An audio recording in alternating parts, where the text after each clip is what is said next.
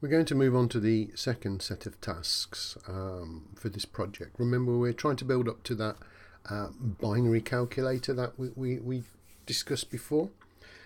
And in this section, I want to sort of have some mini tasks which are really to help you understand what functions and what sort of string manipulation is. It's a very big part of programming, not just Python, and it is something that we spend most of our time as programmers, dealing with functions or procedures, and secondly, dealing with input and manipulating strings. It's a really big feature.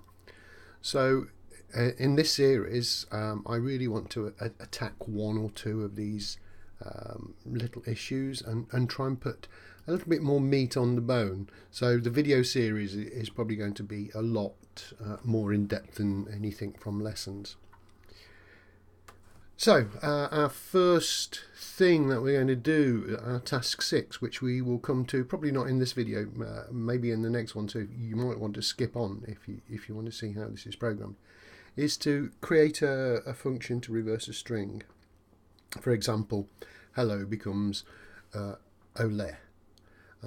We're going to need a function that takes a string and returns the reverse of that string. Now, I really want you to get hold of that because that's what functions do, and you'll hear that a lot. I will just ask you to produce a function that takes something and returns something. Inside that function, we're going to have a little loop, and we're going to create a new string to hold the backwards version of the string. Now, in the earlier set of videos, I was talking about, well, do we need a while loop or do we need a for loop? One is probably more efficient than the other.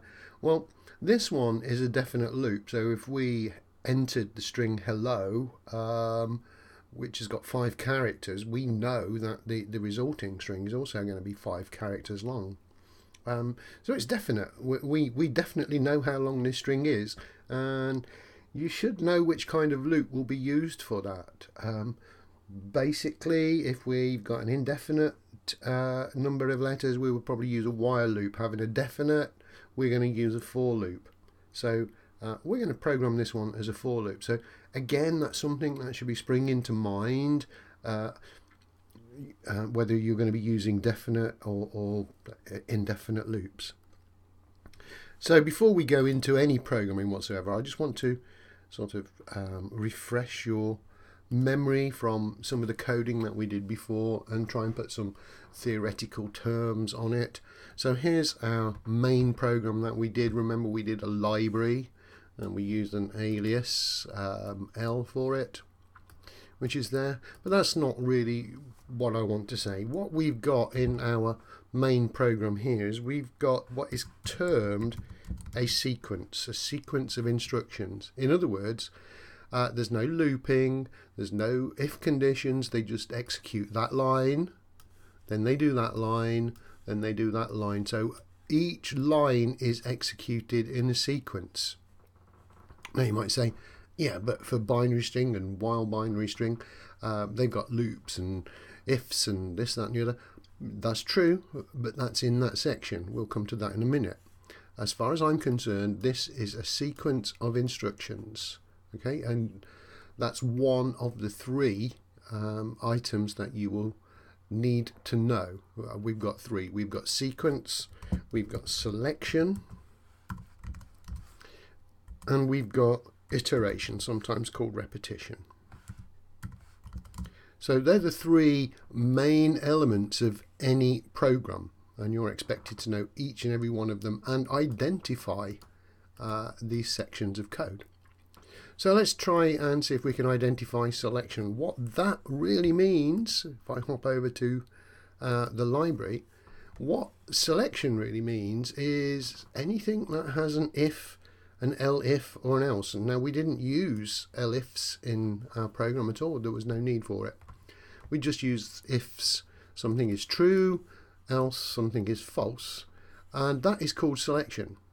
And there is only one selection. It's just an if and an else. Iteration, on the other hand, is every time we have a loop. And as you know, we've got two kinds of loops in Python. There are more kinds of loops. If you're dealing with Pascal or Visual Basic, you'll have a repeat while loop. There's many different kinds, but in Python we just use two. We use either a while loop or a for loop, and that's called iteration. So there are three different styles or ways of programming something. We're either using sequence, selection, or iteration, and each one can be composed of another one. So for example, in the selection statement, let's take this else statement here. So this is part of the selection statement. We've got a sequence of statements here. We just do 4 lines of code. One line does one thing. 4 lines of code before we get to some iteration. So we've got a while statement, and then we've got some more selection, and then we've got some more sequence.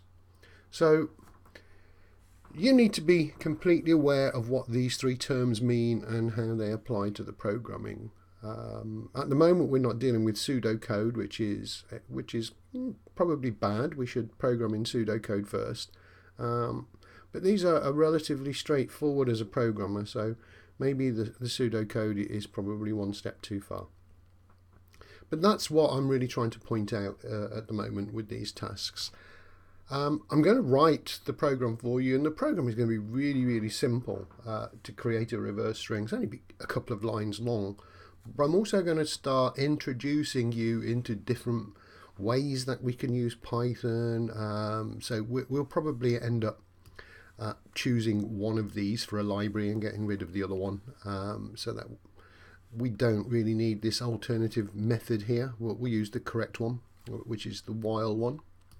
And we will start adding our functions into this library, and perhaps we'll have many libraries which do different jobs. The decision hasn't been made yet, so we'll do that as we go along. So that's what we're trying to achieve.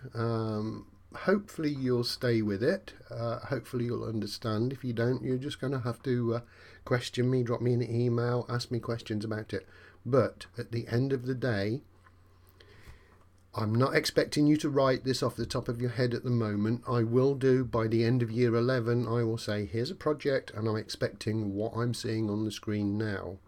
For the rest of year 10, we've got to work on getting to that point. So let's move on to the actual coding and take a look at the task.